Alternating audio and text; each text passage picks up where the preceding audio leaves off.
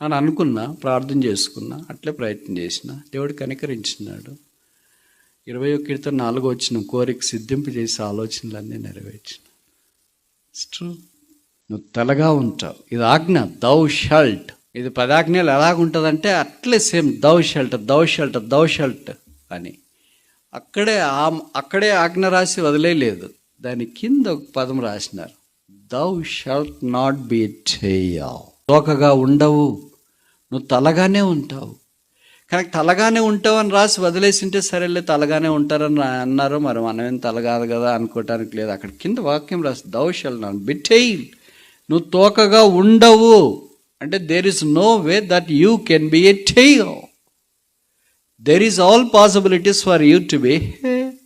కనుక మనకు కూడా వచ్చే శ్రమల్లో, పోరాటాల్లో బెడిసిపోవద్దండి, డెసిపోవద్దండి, దూరం అయిపోవద్దండి.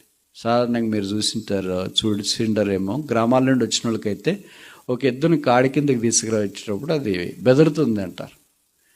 అలాగే ఎద్దులు ఇట్లాంటివన్నీ ట్రాఫిక్లో ఉన్నాయన్నా బెదిరిపోతాయి, అటు ఇటు చెదిరిపోతాయి.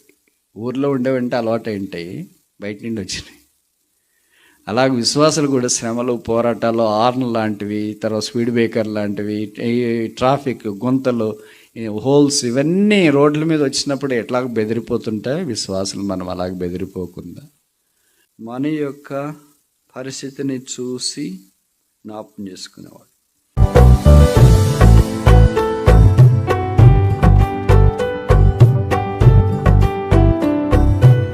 నూట 19వ కీర్తన 33. యెహోవా నీ కట్టడలను అనుసరించుటకు నాకు నేర్పుము. మొదటి ఏం నేర్చుకోవాలా? Learn the word of God. దేవుని వాక్యాన్ని నేర్చుకో. దేవుని వైపు నుండి అయితే టీచ్ మీ దై వర్డ్, నీ వాక్యం నాకు నేర్పించు. కనుక నేర్చుకోవడము యేసు ప్రభు పాదాలు చెంత. అందుకే కొత్త నిబంధనలో మత్తయి 11:28 ఆయన నా యొద్ద నేర్చుకున్నాడు, లర్న్ ఆఫ్ మీ.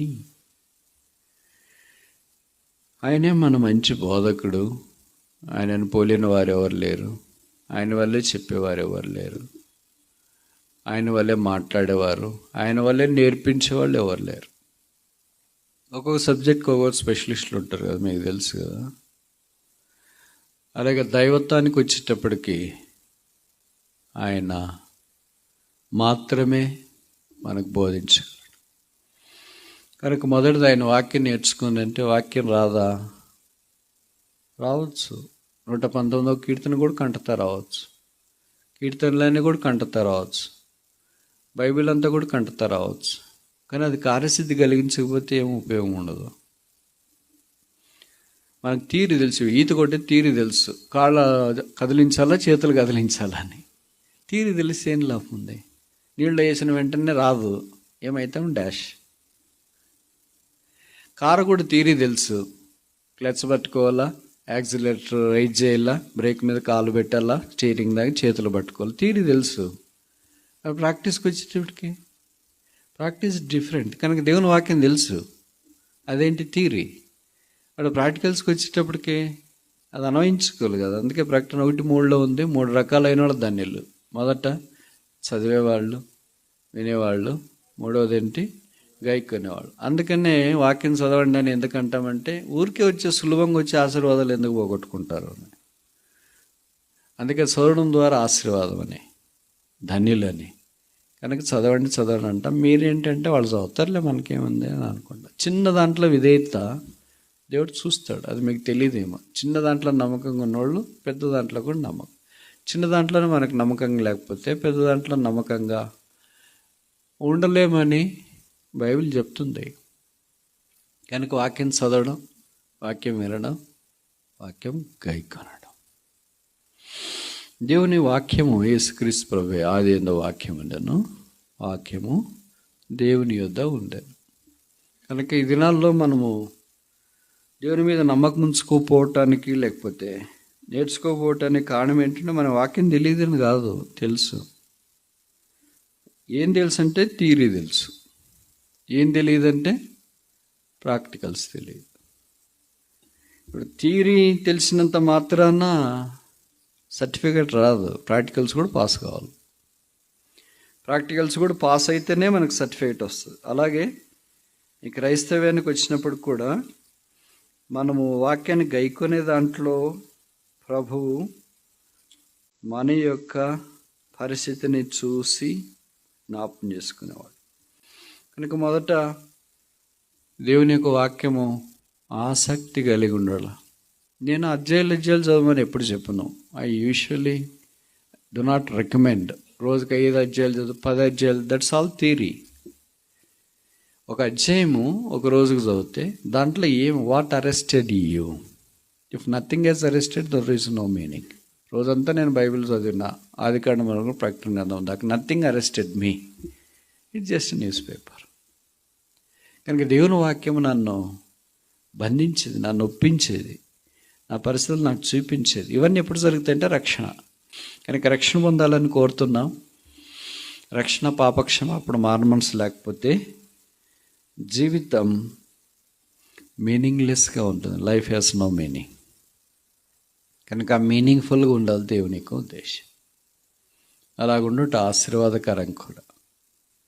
అదే లేకపోతే www.com అని ఉంటుంది, తెలుసు కదా మీకు. 3 డబ్ల్యూలు ఎందుకు అని అంటే నేను చెప్తా ఇట్లా, మన వైపు, ఆ వైపు కాదు. సరేనా? చెప్పమంటారు వద్దా? మొదటి డబ్ల్యూ, ఊయమాయ్, నేను ఎవరిని. రెండో డబ్ల్యూ, వై ఐఎమ్ హియర్, నేను ఎందుకు భూమి మీద ఉన్నాను. మూడో W, where I'm going to, ఎక్కడికి వెళ్తున్నాను. What is future. ఇంకో మాటలు చెప్పాలంటే past, present, future. www.com. C for Christ, I am for Christ. తర్వాత O for others, M for me. అర్థమైందా? ఇప్పుడు చెప్పండి, ఎవరు www.comలో ఉన్నారు? So Christ first, others next, me last. అట్లా కాకుండా మనం మన పద్ధతిలో వచ్చినామనుకో, ఎంఓసి పెడితే ఏమవుతుంది? www.moc అంటే అసలు ఓపెన్ కాదు. The page cannot be found. You are looking a wrong page అని వస్తుంది. లేకపోతే ప్లీజ్ చెక్. నువ్వు ఎంతసేపు ఏం చేసినా .com కొట్టినా, .org కొట్టాలా, లేదా .net, డాట్లోనే అంతా ఉంటుంది. నువ్వు డాట్ కాకుండా ఏదేదేదో చేస్తే అది ఓపెన్ కాదు. అలాగే హృదయం ప్రభు దగ్గరికి వచ్చి ప్రభుకు అప్పగించినప్పుడు మిగతావన్నీ ఆరంభం అవుతాయి. కనుక యేసు ప్రభునందు విశ్వాసం ఉంచు, రక్షణ పొందు, పాపక్షమాపణ ముందు. వాళ్ళు ఇట్లే చెప్తుంటారు, ఎవరు బాగున్నారు బ్రదర్, చెప్పేవాళ్ళు బాగాలేరు, వినేవాళ్ళు బాగాలేరు, మదనకు వచ్చేవాళ్ళు బాగాలేరు, ఎవరు బాగాలేరు అని ఆయన అంటే, మా అమ్మ అంతే, సండే క్లాస్ టీచర్స్ అంతే, సేవకులు అంతే, బోధకులు అంతే, మీరంతే, మేము అందరూ అంతే. నువ్వు ఒకడన్నా మారు మనసు పొందవచ్చు కదా. Christianity is your relation with Christ. నీతో యేసు ప్రభుకున్న సంబంధం, మాతో కాదు, అది సెకండరీ. మొదట యేసు ప్రభుతో నీకు రక్షణ, పాపక్షమాపణ, మారు మనసు సంబంధంలోకి రావాలి. అప్పుడు దేవుని యొక్క వాక్యం అంటే ఆశ వస్తుంది. నీకు దేవుని యొక్క వాక్యం అంటే ఆశ లేదనుకో, ఇది sure indication that you are not saved. ఇంకోసారి చెప్పనా, నువ్వు రక్షణ పొందలేదు అని షూర్ ఇండికేషన్. లేదా ఒకవేళ నువ్వు రక్షణ పొంది బాప్టిజం తీసుకున్నా, అప్పుడు చాలా ఆశ ఉండేది, ఇప్పుడు లేదంటే sure indication that you are backslider. నువ్వు రక్షణ పొందినావు, ఇంతకుముందు చాలా ఆశ ఉంది, ఇప్పుడు ఆశ లేదంటే ఖచ్చితంగా ఇండికేటర్స్ అని ఉంటాయి కదా, బయో ఇండికేటర్స్ ఉంటాయి. అంటే భూమి మీద ఇప్పుడు వజ్రాలు ఎక్కడ ఉంటాయి, ఇనుము ఎక్కడ ఉంటుంది, తర్వాత ఇంకా మెటల్స్, అల్యూమినియం ఎక్కడ ఉంటుంది, ఇవన్నీ తెలుసుకోవాలంటే చాలా టెక్నిక్స్ ఉంటాయి. దాంట్లో ఒకటి ఏంటంటే బయో ఇండికేటర్స్ ఉంటాయి. అంటే కొన్ని జంతువులు, కొన్ని చెట్లు ఉండేదాన్ని బట్టి ఇండిసెస్ ఇవి చూపిస్తాయి. అలాగే మనం ఆత్మీయంగా కూడా ఉన్నామా లేదా అని చూపించేది ఇది. దేవుని యొక్క వాక్యం అంటే ఆశ ఉందా, జీవించాలని ఆశ ఉందా, అలాగుంటే ఎంత బాగుండనే ఆశ ఉందా. అసలు ఆశ లేకపోతే దేవుడు ఎలా కార్యం చేస్తాడు? ఎలాగో ఈ వాక్య ప్రకారం నేను జీవించలేనులే, ఇంకెందుకు నాకు వాక్యం అని అనుకోకూడదు. అలాగ అనుకుంటామా? అలాగ అనుకుంటే ఎవరు చేస్తారు చదువు? ఇప్పుడు ఎలాగ నేను పేపర్లో ఫెయిల్ అయిపోతాను, లేకపోతే చదువులో ఫెయిల్ అయిపోతాను, ఎందుకులే చదువు అనుకుంటే ఎవరు చదువుతారు? ఇలాగలో మ్యారేజ్లో ప్రాబ్లమ్స్ వస్తాయి, ఇంకెందుకు మ్యారేజ్ అనుకుంటే పెళ్ళిళ్ళు వాళ్ళు చేసుకుంటారు. పిల్లల కంటే వాళ్ళతో ఇబ్బందులే అనుకుంటే ఎవరు పిల్లలు కంటారు? అట్లా ఎవరు అనుకోం కదా, మనమే అనుకుంటాం. నేను కష్టపడి చదవాలా, నేను కష్టపడి ఉద్యోగం సంపాదించుకోవాలని మనమే అనుకుంటాం. అలాగే రక్షణ కూడా.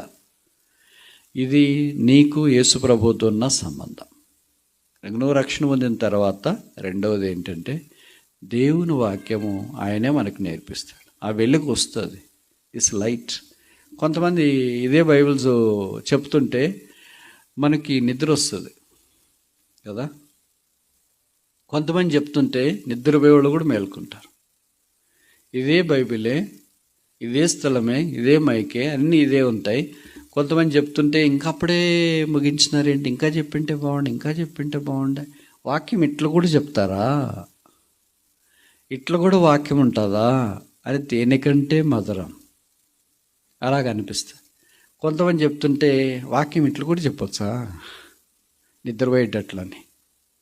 సేమ్ టీచింగ్ కూడా అంతే కదా. లైబ్రరీ అందరికి ఒకటే, రిసోర్సెస్ అందరికి ఒకటే. ఇప్పుడు కొంతమంది చెప్తుంటారు కదా, మమ్మల్ని కూడా అంటారు, ఏమని రకరకాలుగా అంటారు. ఆన్లైన్లో చూసి చెప్తాడు, నెట్లో చూసి చెప్తాడు. అందరికి ఉంది మన రిసోర్సెస్, అందరు చెప్పొచ్చు కదా. మీకేం యాక్సెస్ లేదా? లైబ్రరీ అందరికి ఉంటుంది, టీచర్స్కి, స్టూడెంట్స్కి.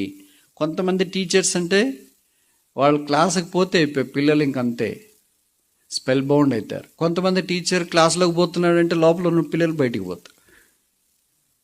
వాడికి ఫీలింగ్, వాడికేం క్యాస్ట్ ఫీలింగా లేకపోతే ఏం ఫీలింగ్ ఏం లేదు, ఒకటే. టీచింగ్ బాగా చేస్తాడా లేదా? అలాగే ప్రభువు మనకు నేర్పించే వాక్యము, ఆయనకేం పక్షపాతం ఉండదు. ఆయన అన్నీ మనకు బోధిస్తాడు, ఆ వెలిగిస్తాడు. కనుక దేవుని యొక్క వాక్యము మీరు ఈ ఏజ్లోనే రక్షణ పొందిన తర్వాత ఎంత వీలైతే అంత తొందరగా పొందిన తర్వాత వాక్యం చదివి ఆ ప్రకారం జీవించడానికి ఇష్టపడాలి. లైఫ్ చాలామంది చెప్తారు. కొంతమంది చెప్తే మనకి ఎందుకు బాగుంటుందంటే, చెప్పనా, మీరు చెప్తారా? లైఫ్ లివ్డ్, సెర్మన్ లివ్డ్ అంటే వాక్యము ప్రకారం దాదాపు వాళ్ళు జీవించడానికి ప్రయత్నం చేస్తుంది. There is attempt to live according to the word. కొంతమంది చెప్తే మనకి నిద్ర ఎందుకు వస్తుందంటే వీళ్ళు చెప్పేది ఒకటి, చేసేది ఒకటి. There is not even inch of the word of God sinks a life అనిపిస్తుంది. దేవుని వాక్యంలో ఒక్క భాగం కూడా వారు చెప్పే బోధలో సింక్ కావట్లేదు అని అనిపిస్తుంది. 180 degrees opposite. So we do not like listen. ఇప్పుడు భక్సింగ్ గారు ఇలాంటి వాళ్ళందరూ వాక్యం చెప్పేది ఎందుకంత ప్రభావితం చేయబడింది? అనాయింటింగ్ ఎట్లా వస్తుంది అనాయింటింగ్? జీవించే జీవన విధానం ఎట్లా వస్తుంది? తమను తాము పరిశుద్ధాత్మ దేవునికి అప్పగించుకుంటారు. అప్పగించుకోవడం ఎలాగొస్తుంది? దేవుని వాక్యం ద్వారా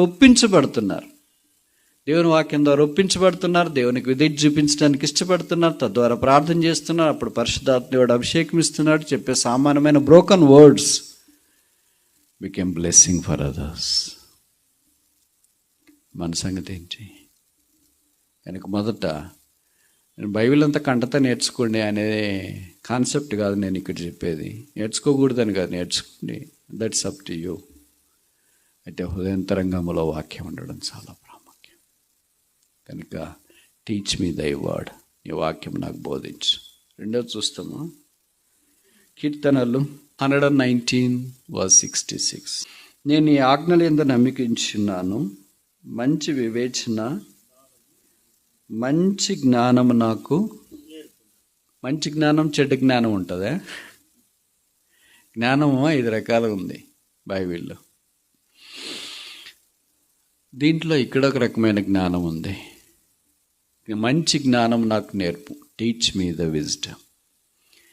నాకు జ్ఞానం కావాలా అనేవాళ్ళు ఉంటారా? నాకు జ్ఞానం వద్దనేవాళ్ళు ఉంటారా? నాకు జ్ఞానం వద్దనేవాళ్ళు చేయొద్దండి. మన జ్ఞానం అంటే ఏమనుకుంటామంటే పరీక్షలు రాసేటప్పుడు ఫిబ్రవరి మార్చిలో చేసే ప్రార్థనలు అనుకుంటాం. అప్పుడు ఎవరైనా స్టూడెంట్స్ మాకు కూడా ఫోన్ చేసి పరీక్షల కరికి వెళ్తున్నాం ప్రార్థన చేయండి అంటే తల్లిదండ్రులు కూడా పిల్లల్ని తెస్తే అప్పుడు ఈ వాక్యాలన్నీ గుర్తొస్తాయి. పరీక్షలన్నీ అయిపోయిన తర్వాత మరి వేసవికాలం వచ్చి ఇంకా అడ్మిషన్స్ అప్పుడు ఈ వాక్యాలు గుర్తురావు. అప్పుడు అడ్మిషన్లు అంటే అప్పుడు జ్ఞానం వద్దనే.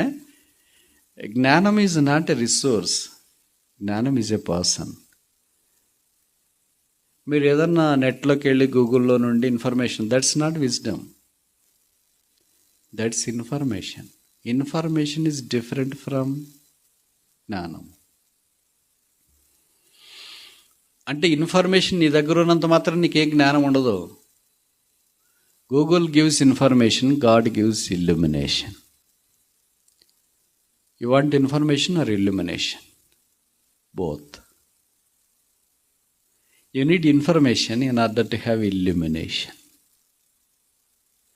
అలాగే దేవుని యొక్క వాక్యం దగ్గరికి వచ్చేటప్పటికి ఇక్కడ మనం చూస్తాం, ఇన్ఫర్మేషన్ మనకు అవసరం. ఎందుకంటే you have to make a decision, what is right, what is wrong. Making the right decision from the wrong is a wisdom. జ్ఞానము అని అంటే సరే కాని తీర్మానంలో నుండి సరైన తీర్మానం చేసి ఆ తీర్మానం ప్రకారం వెళ్ళడం జ్ఞానము అంట. మనం రోజు చాలా తీర్మానాలు చేస్తుంటాం, చిన్న చిన్న తీర్మానాలే. బయట పలానా 2 బస్సులు ఉన్నాయి, ఏ బస్సు ఎక్కాలా అని అనుకుంటాం. నిజంగా అప్పుడు కదులుతుంటుంది ఆ బస్సు, ఎక్కుతాం, ఇది కదులుతుంది తొందరగా పోతుందని. విచిత్రం ఏమో తెలుసా, తర్వాత కదిలే బస్సే దీన్ని ఓవర్టేక్ చేసి పెట్టా. ఎక్కడో భోజనం క్యాంటీన్కి పోవాలా లేదా టిఫిన్ చేయాలా అని అనుకుంటాం.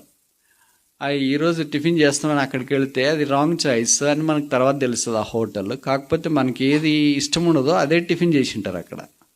అరే రాంగ్ చాయిస్ వచ్చినారా, ఏం చేయాలి, ఎప్పుడు ఇంకే తప్పదు కదా, ఇంకా ఏదో ఒకటి తినేసి వెళ్దాం. ఇలాంటివి ఉదయం నుండి రాత్రి దాకా ఎన్నో wrong choices we make. This is not a wisdom, this a foolishness. The wisdom gives a right decision. ఆ విజ్డమే యేసుక్రీస్తు ప్రభు.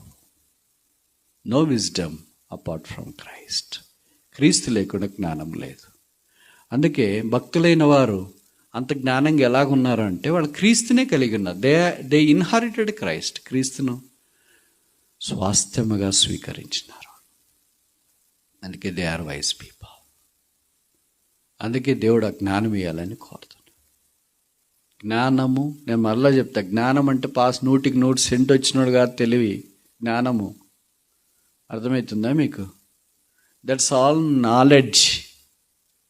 ఇంటెలిజెన్స్, నాలెడ్జ్ వేరే, ఇంటెలిజెన్స్ వేరే, విజ్డమ్ వేరే. Wisdom is biblical. జ్ఞానము దైవికమైనది. దీని 3 పుస్తకాల్లోనూ ఎక్కువ రాస్తారు. ఎట్లా వస్తుంది జ్ఞానము? ఎక్కడుంది జ్ఞానము? గూగుల్లో లేదు. గూగుల్ ఇన్ఫర్మేషన్ ఉందని నేను ఇందాక మీకు చెప్పిన. గూగుల్లో విజ్డమ్ లేదు, నాలెడ్జ్ ఉంది అని ఇందాక చెప్తూనే ఉన్నాను.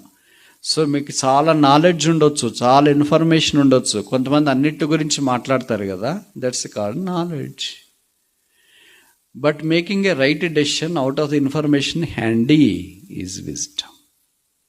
సొలొమోను అదే చేసినాడు. అందుకనే సొలొమోను జ్ఞానవంతుడని బైబిల్లో రాయబడింది. బైబిల్ సెలవిస్తుంది మత్తయి సొలొమోను కంటే గొప్పవాడు ఇక్కడ ఉన్నాడు, ఆయన పేరు యేసు. 1 కొరింథీ 1:8 పౌలు రాస్తున్నాడు, Christ is the wisdom of God. క్రీస్తే దేవుని యొక్క జ్ఞానమై ఉన్నాడు. The more I come to near to Christ, the more I'm near to wisdom. The more I claim Christ, the more I'm claiming the wisdom. The more I'm away from Christ, the more I'm away from wisdom. అందుకే యోబు రాశాడు చూడండి, యోబు గ్రంథం 28:28, మరియు యెహోవా యందల భయభక్తులే జ్ఞానము. What is the జ్ఞానము? Definition యెహోవా యందు. ఇది 3 రాశారు. యోబు రాశారు, కీర్తనలో రాశారు, ప్రకటన గ్రంథంలో కూడా రాశారు, సామెతల్లో కూడా రాశారు. ఇప్పుడు కీర్తనలో చూడండి 111:10, యెహోవా యందల భయము జ్ఞానమునకు మూలం. ఇప్పుడు 3 చూడండి, సామెతలు 9:10, Proverbs chapter 9:10. యెహోవా యందు భయభక్తులు కలిగి ఉంటే జ్ఞానమునకు మూలం. Same definition, 3 different authors.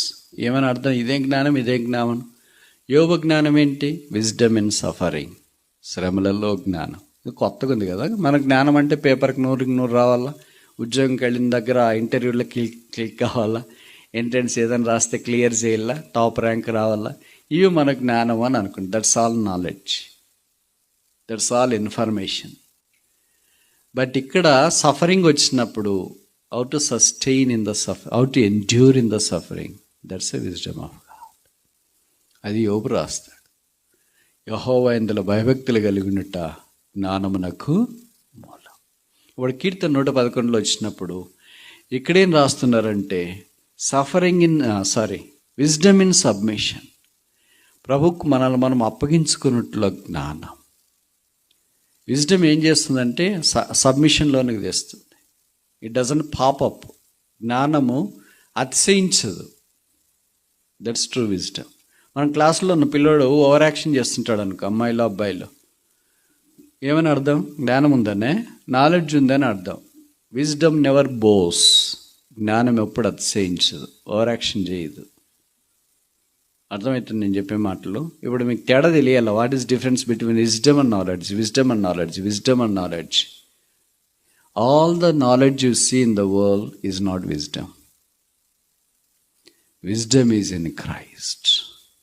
There is no wisdom apart from Christ. 3 సామెతల్లో మనం చూస్తే 9 ఇక్కడ చూసాం కదా, విజ్డమ్ ఇక్కడ ఇన్ శాంక్చురీ, దేవుని ఇంట్లో జ్ఞానం. 9వ అధ్యాయము నివాసాన్ని గురించి జ్ఞానము, 9:1 జ్ఞానము నివాసము కట్టుకుంది. ఇవి మామూలుగా అక్షరానుసారంగా చదివితే ఏమనుకుంటారు? బైబిల్ అంతా తప్పరా? జ్ఞానం ఏంటి, నివాసం ఎలా కట్టుకుంటుంది ఏంటి? జ్ఞానం అంటే నువ్వు నోటితో మాట్లాడేది, తలకాయలో ఉన్నది అని అనుకుంటారు కదా. But it's 180 degrees opposite.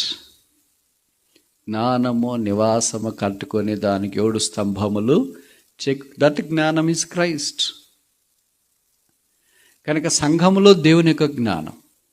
ఇప్పుడు 3 విషయాలు చూసినాం. మొదటిది ఏంటి? విజ్డమ్ ఇన్ సఫరింగ్, శ్రమలో ఎలాగో నిలదొక్కొని ఉండాలా. ఎందుకని చెప్తున్నాడంటే అది సాధారణంగా ఏదో మనకు చిన్న చిన్న శ్రమలు వచ్చినప్పుడు మనం తప్పిపోతుంటాం, దేవునికి దూరం అయిపోతుంటాం. అప్పుడు యోబులాగా మనం ఉండలేము. మీరు ఊహించుకుంటారా ఒక మనిషికి ఒక శ్రమ వస్తే 42 అధ్యాయాలు పరిశుద్ధాత్మ దేవుడు కేటాయిస్తాడని? What great things he has done other than enduring the suffering.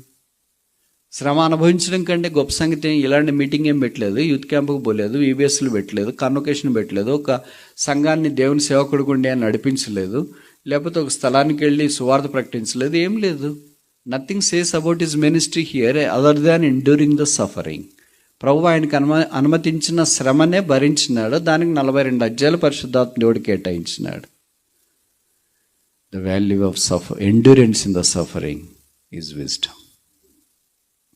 కనుక మనకు కూడా వచ్చే శ్రమలో, పోరాటాల్లో బెడిసిపోవద్దండి, డసిపోవద్దండి, దూరం అయిపోవద్దండి. సాధారణంగా మీరు చూసింటారేమో, గ్రామాల నుండి వచ్చిన వాళ్ళకైతే ఒక ఎద్దుని కాడి కిందకి తీసుకురావచ్చేటప్పుడు అది బెదురుతుంది అంటారు. అలాగే ఎద్దులు ఇట్లాంటివన్నీ ట్రాఫిక్లో ఉన్నాయన్నా బెదిరిపోతాయి, అటు ఇటు చెదిరిపోతాయి. ఊర్లో ఉండేవంటే అలవాటు ఉంటాయి, బయట నుండి వచ్చినాయి. అలాగే విశ్వాసాలు కూడా శ్రమలు, పోరాటాలు, ఆర్న్ లాంటివి, తర్వాత స్పీడ్ బ్రేకర్ లాంటివి, ట్రాఫిక్ గుంతలు, హోల్స్, ఇవన్నీ రోడ్ల మీద వచ్చినప్పుడు ఎట్లాగ బెదిరిపోతుంటాయి విశ్వాసులు. మనం అలాగ బెదిరిపోకుండా ప్రభు అనుమతించిన కృపకొలది దాన్ని మనం భరించడానికి ఇష్టపడాలని యోబు జ్ఞాపం చేస్తున్నాడు. కీర్తనకాడే జ్ఞాపం చేస్తున్నారంటే రకరకాల పరిస్థితుల్లో నేర్చుకోవాల్సిన ఒకే ఒక లాంగ్వేజ్ చెప్పనా? మీరు ఏమనుకోకపోతే, the language of saying yes Lord, చిత్తం ప్రభువా. A person who knows this language masters all other languages. ఈ లాంగ్వేజ్ మనకు రాదు అనుకో, అదర్ లాంగ్వేజ్ కూడా ఉంటుంది. This the language of Abraham. Abraham యొక్క భాష ఇది. ఎస్ లార్డ్, చిత్తం ప్రభువా, హియర్ ఐ యామ్. వేరే భాష కూడా ఉంటుంది, మనం మాట్లాడే భాష. ఎక్కడి నుండి వచ్చిందంటే లోతు నుండి వచ్చింది. అలా కాదు ప్రభువా, నాట్ సో లార్డ్. లార్డ్ అంటనే ఉన్నాడు, ప్రభు అంటనే ఉన్నాడు, మాట అట్ట కాదు. ప్రభు అన్న తర్వాత అట్ట కాదని ఎట్టంటావు? అట్ట కాదు అంకుల్ అని కావాలంటే. ప్రభు అన్న తర్వాత ఏమని అర్థము? He has power over blood, over body, spirit and soul. ప్రాణ, ఆత్మ, దేహాల మీద అధికారం కలిగిన వ్యక్తే ప్రభువు. ఇప్పుడు ఆయన మన ప్రభు అన్న తర్వాత we should be under his subjection. ప్రభువా అని అంటూనే ఉంటాం, ప్రభువా ప్రభువా నోటితో పిలుస్తూనే ఉంటాం కదా, ఆయన ప్రభుత్వంలోనికి రావట్లేదు. ఇక చాలామందికి ఇది అలవాటు అయి ఉంటుంది. ఇప్పుడు ఈ రెండు భాషలు మనకి ఏ భాష వచ్చు? లోతు భాషనా, అబ్రహాం భాషనా? అబ్రహాం భాష అయితే అబ్రహాం వలె ఉంటాం, ఎస్ లార్డ్ చిత్తం ప్రభు. లోతు భాష అయితే లోతులాగా ఉంటాం. భాష, పర్సనాలిటీ ఇవన్నీ మిళితమై ఉంటాయి కదా. చిత్తం ప్రభు అనే విధేయతలోనికి రావాలి. అది దైవికమైన విధేయత. ఇంట్లోనైనా, మందిరంలోనైనా, ఉన్న స్థలంలోనైనా ముష్కర్లైన యజమానులు ఉంటారు. వారి మధ్యలోనైనా, రకరకాల ప్రజల మధ్యలోనైనా the beauty of a believer is submission. If they have no submission, no beauty. Instead covered with ugliness. మన సహవాసం ఇంతకుముందు ఎందుకంత అందంగా ఉండేది అని అంటే submission. Yes yes yes, whatever you say, yes brother go there, yes brother sit here, yes come forward, yes. ఇప్పుడు come forward అంటే రండి రండి రండి రండి. అందుకే మేము స్టేజ్ మారుస్తాం. మీరు రండి రండి రావట్లేదు కదా, స్టేజ్ అవతలు పెడతాం. అప్పుడు మీరేమంటారు? మీకింటే రెండు ఆకలి ఎక్కువే చదివాం, మేము ఇంకా వెనక్కి వస్తామంట. అంటే స్టార్టింగ్ ఒక చిన్న పాయింట్ మొదలుకొని ఎక్కడ దాకైనా very tough to convince people. అందుకని నా మట్టుకు నేను ఏం చేసినానంటే, want to give liberty for the people. నువ్వు ఎక్కడన్నా కూర్చొని ఇష్టం, ఏమన్నా చేసుకో, నిద్రపోండి, కూర్చుని వాళ్ళండి. If one submissive person is there, God is going to do wonders. అబ్రహాములాగా ఒక్క వ్యక్తి విధేయత కలిగించేవాడైతే, చిత్తం ప్రభు అనేవాళ్ళైతే ప్రభు అద్భుతాలు చేస్తాడు. మన భాష ఏంటి? దీన్నే జ్ఞానము అని అంటారు. The language of wisdom is yes Lord. The language of foolishness is not so Lord. What language will learn? మీరు కంప్యూటర్కి చాలా లాంగ్వేజ్లు ఉండొచ్చు, C++లో అవి ఇవన్నీ ప్రోగ్రామింగ్లు లాంగ్వేజ్లు అన్నీ చాలా నేర్చుకోవచ్చు. బట్ ప్రభు దగ్గరికి వచ్చిన తర్వాత ఇది. మూడోది చూస్తామా? కీర్తనలు 90:12, Psalm 90:12. మాకు జ్ఞాన హృదయం కలుగునట్లుగా చేయము, మా దినములు లెక్కించుట మాకు. జ్ఞాన హృదయము, దినములు లెక్కించుట అంటే వాకింగ్. యేసు ప్రభుతో నడిచిందే లెక్క. దినాల్లో చూడండి, మోషే 120 సంవత్సరాలు బతికాడు, మనకు తెలుసు. 120 సంవత్సరాలు బతికినాడు. సంవత్సరం పెద్ద యూనిట్టా, దినాలు పెద్ద యూనిట్లా? సంవత్సరం పెద్ద యూనిట్ కదా. ఎంతకాలం అయింది రక్షించబడి అంటే, మామూలు నువ్వు 360 సంవత్సరాలు 65 దినాలు అయిందన్నా అని చెప్పవు. ఏం చెప్తావు? ఒక సంవత్సరం అయిందన్నా అని చెప్తాను, లేదా 2 ఏళ్ళు అయిందన్నా అని చెప్తాను. నువ్వు దినాలు లెక్కింది చెప్పవు. మరి ఇక్కడ దినాలు అంటున్నాడు ఏంటి అంటే, అర్థం ఏంటంటే, మనం ప్రభుత్వం గడిపింది కౌంట్లోకి వస్తుంది, ప్రభుత్వం గడపకుండా వేస్ట్ చేసిందంతా ఈ కౌంట్లోకి రాదేమో. అందుకనే teach me to count my days. నా దినములు లెక్కించు నాకు నేర్పుము. How I walk with God. దేవునితో నడుచుట. నడుక్కుని దినాలు చాలా ఉంటాయి మనకి.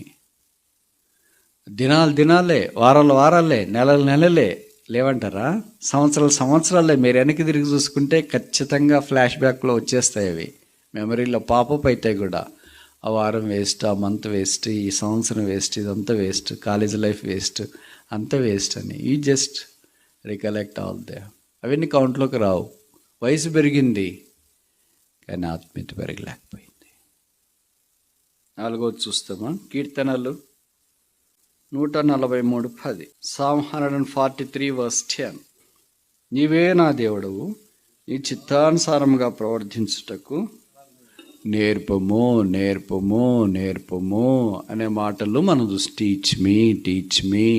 మొదటిదేంటి? టీచ్ మీ దై వర్డ్. ఈ వాక్యము నాకు నేర్పించు. రెండవది ఏంటి? టీచ్ మీ దై విజ్డమ్. నీ జ్ఞానము నాకు నేర్పించు. మూడవది ఏంటి? టీచ్ మీ దై వాక్. నీ నడక నాకు నేర్పించుము. నాలుగవది ఏంటి? టీచ్ మీ దై వెల్.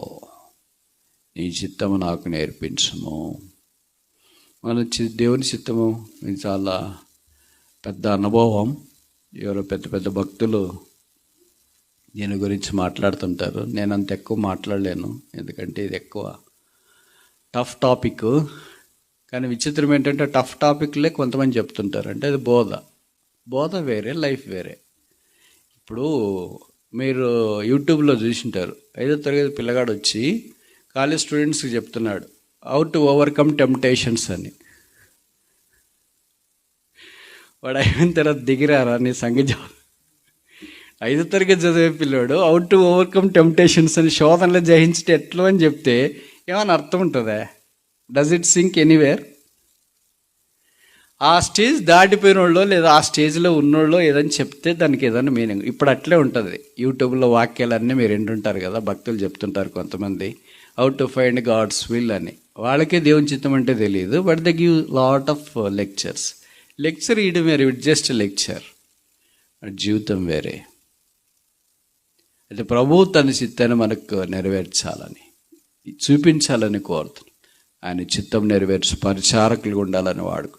చదువులో, ఉద్యోగ విషయంలో, వివాహ విషయంలో ప్రభు యొక్క చిత్తము తెలుసుకుని ఆ ప్రకారం గడవడం మంచిది. ప్రభు చిత్తంలో కొన్నిసార్లు ఆరంభంలో బిట్టర్నెస్ ఉండొచ్చు, కష్టంగా ఉండొచ్చు. ప్రార్థన చేసి ప్రభు చిత్తము ఖచ్చితంగా చూపిస్తాడు. ఇది అందరికి ఒకే రకంగా ఉండదు. దేవుని చిత్తం 2 రకాలు కదా. మొదటిది ఏంటంటే కామన్ విల్, రెండవది ఏంటంటే చాయిస్ వావ్. అంటే మొదటిది ఏంటంటే కామన్, అందరు రక్షణ పొందాలా, అది దేవుని చిత్తం. రక్షణ పొందిన వాళ్ళంతా బాప్టిజం తీసుకోవాలి, అది దేవుని చిత్తం. It's a common for all. అయితే రెండవ దానికి వచ్చిన చాయిస్ విల్ ఏంటంటే మనం రక్షణ పొందిన తర్వాత ఒకరినొకో రకంగా ప్రభు వాడుకుంటాడు. ఒకరు చదువు, ఒకరు వ్యాపారం, ఒకరు పూర్తి కాల దైవ సేవ, ఇంకా రకరకాల ఉద్యోగాలు, ఇలాగ రకరకాలకు ప్రభు వాడుకుంటాడు.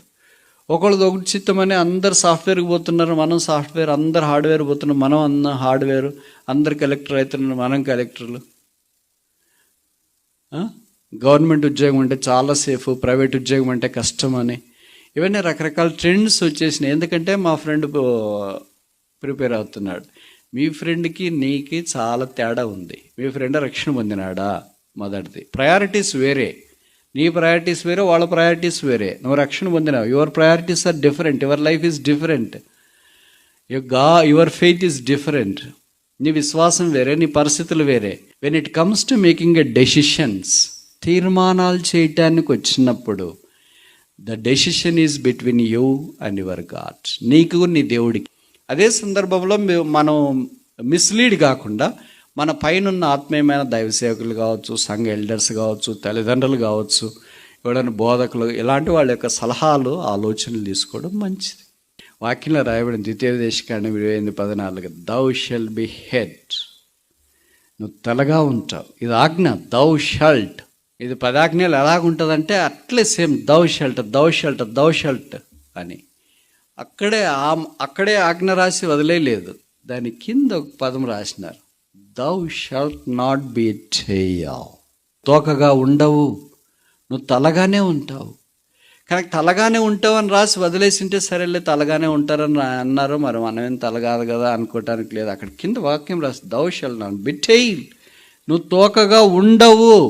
అంటే there is no way that you can be a tail. There is all possibilities for you to be head. వాక్యంలో రాశారు. వాక్యం తప్ప, మనది తప్ప. మనమేమంటాం, డిఎస్సి క్లియర్ చేస్తే చాలు కానీ, పోలీస్ సెలక్షన్ క్లియర్ చేస్తే చాలు కానీ. చాలా బాధ వేస్తుంటుంది, సంతోషం కూడా వేస్తుంటుంది. ఏదో ఒకటన్నా ఆలోచన చేస్తున్నారు. కొంతమంది వచ్చి, బ్రదర్ మేము సివిల్స్కి రాస్తున్నారంటే మనుషుల్లో కనిపించాలి కదా సివిల్ యాస్పిరెంట్ ఆ ఎంతూజియాజం. కానీ వాళ్ళని ఎందుకు డిస్కరేజ్ చేయలేదని ప్రార్థన చేస్తుంటాం. కొంతమంది గ్రూప్స్ రాస్తున్నారు, ప్రార్థన చేయండి అని అంట. మనసులో మాకు కనిపించాలి కదా.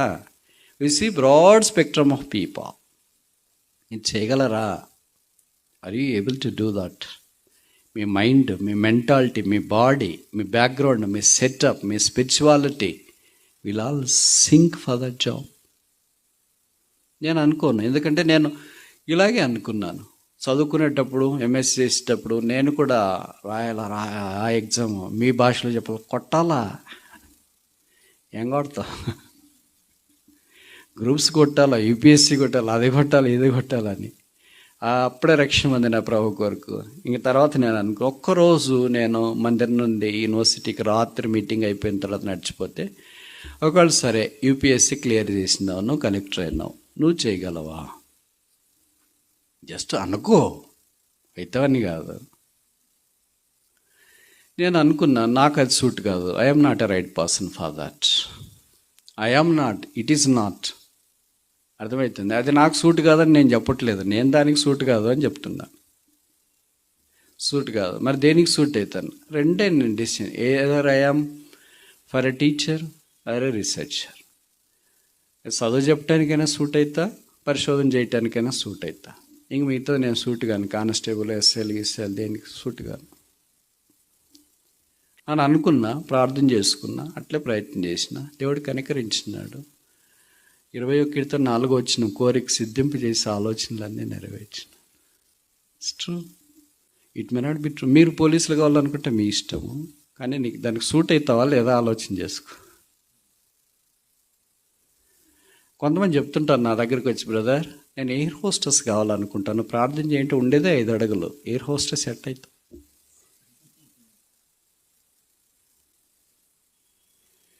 వచ్చేదే ఒక భాష, అది కూడా తెలంగాణ యాస. ఎట్లయితే ఎయిర్ హోస్టెస్ మినిమం క్వాలిఫికేషన్ ఏంటంటే ఫెయిర్గా ఉండాలా, లాంగ్వేజెస్ మీద క్యాచ్ గ్రిప్ ఉండాలి, కనీసం 5-6 లాంగ్వేజెస్ రావాలి మన ఇండియాలో. బయట ఇంటర్నేషనల్ ఎయిర్ హోస్టెస్ కావాలంటే దానికి కూడా. ఇవన్నీ ఎందుకు చెప్తున్నాను? All practical problems you face, come across, make a wrong decision, lad anything. నాకు తెలుసు కొంతమంది వాళ్ళు అన్నీ తెలుసు అనుకుంటారు, దే ఫెయిల్డ్ మిజరబుల్లీ. నాకేం తెలియదని ప్రభు దగ్గరికి వెళ్ళాను, but I was never failed in my choosing career. నా చదువు ఎన్నిక, నా పిహెచ్డిది, నా జాబ్ ఎన్నిక, ఐ నెవర్ ఫెయిల్డ్. నాకంటే చాలా తెలివైన పిల్లలు ఉన్నారు, వాళ్ళు అదేని ఇదని అట్లని ఇట్లని బ్రాంచ్లు చెప్తే మీరు ఫీల్ అయిపోతారేమో, ఆ బ్రాంచ్ చేసుకొని ఎక్కడ లేదు బ్రదర్, మా వాడే బ్రదర్ ఫస్ట్ స్టూడెంట్ అన్నారు. ఎస్, దట్స్ గుడ్, మీ వాడే ఫస్ట్ స్టూడెంట్. ఏమైపోయాడు? తెలుగులో ఒక సామెత, ఒక్క రోజులోనే బండ్లు ఓడలు అయితే, ఓడలు బండ్లు అవుతాయి. ఆ గ్రూప్ తీసుకున్నాడు, ఆ బ్రాంచ్ ఇంజనీరింగ్లోనే ఉంటుంది అది. ఆ బ్రాంచ్ తీసుకున్నాడు, ఫస్ట్ అని, ఎక్కడ లేదని, రేర్ అని, ఎంత బాగుంటుందని అన్నీ బీటెక్ అయిపోయింది. దాని తర్వాత దానికి ఎక్కడ అవకాశాలు లేవు.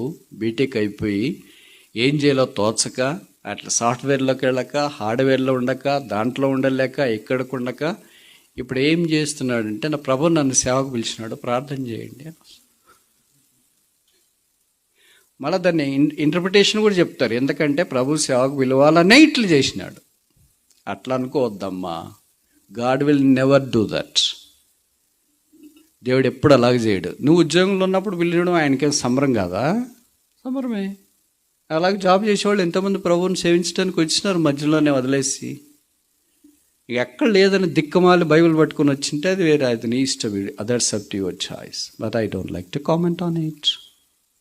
నేను మీకు తెలియజేయాలనుకున్నది ఏంటంటే, మీరు అందరు తలగా ఉండాల, ఏ ఒక్కరు కూడా తోకగా ఉండకూడదు, తోకలే ఉండకూడదు ఇక్కడ, ఆల్ హెడ్స్. సరేనా? ఆత్మీయతలో, చదువులో ఒకదానికొకటి రిలేషన్ ఉంటుంది. బైబిల్లో రాసినారు 3 యోహాను 1-2 వచనాల్లో, ప్రియుడా ఆత్మలో వర్ధిల్చున్న ప్రకారము నువ్వు అన్ని విషయాల్లో వర్ధిల్లాలని. అన్ని విషయాల్లో, all things, he must be prosperous in all things, హెల్త్తో సహా. It includes health. నీకు హెల్తే సరిగ్గా లేకపోతే నువ్వేం సేవ చేయలేవు, చదువుకోలేవు, ఉద్యోగం చేయలేవు, ఏం చేయలేవు. సో హెల్త్ ఈజ్ వెల్త్ అని ఒక సామెత కూడా ఉంది. నేను ప్రభు కొరకు ఏ ఉద్యోగం చేయాలా, ఎవరిని పెళ్లి చేసుకోవాలా, ఏమి సేవ చేయాలా, all for the Lord's name. ప్రభు నామ మహిమ కొరకే ఇవన్నీ నేను చేయాలి. ఎప్పుడైతే అనుకుంటావో, ఎప్పుడైతే అలా చేస్తావో, ఎప్పుడైతే దానికి ప్రయారిటీ ఇస్తావో, అప్పుడు రిజల్ట్స్ మనం చూస్తాం. నా కొరకు పలానాది కావాలా, నేను కలెక్టర్ కావాలి, నేను ఐఏఎస్, నేను కాలర్ ఎగరేస్తా అంటే కాలర్ తగ్గుతుంది. Not for me, I don't want anything for me. నాకైతే నాకేమొద్దు, నా క్రీస్తుని బట్టి అన్నీ కావాలి. తీర్మానం ఏంటి? పిల్లలారా, యెహోవాయందు భయభక్తులు మీకు నేర్పేదను, నా దగ్గర రండి. నేర్చుకోవాల్సిన సంగతులు 4 చూసిన. మొదటిది ఏంటి? టీచ్ మీ దై వర్డ్, నీ వాక్యం నాకు బోధించు. రెండవది ఏంటి? టీచ్ మీ దై విజిటమ్, నీ జ్ఞానము నాకు బోధించు. మూడవది ఏంటి? టీచ్ మీ దై వాక్, నీ నడక నాకు బోధించు. నాలుగవది ఏంటి? టీచ్ మీ దై వ్యా. ప్రభువు మనకు అలాగ బోధించి మనం నేర్చుకొని ముందుకు సాగిపోయినట్లు సహాయం చేయాలి.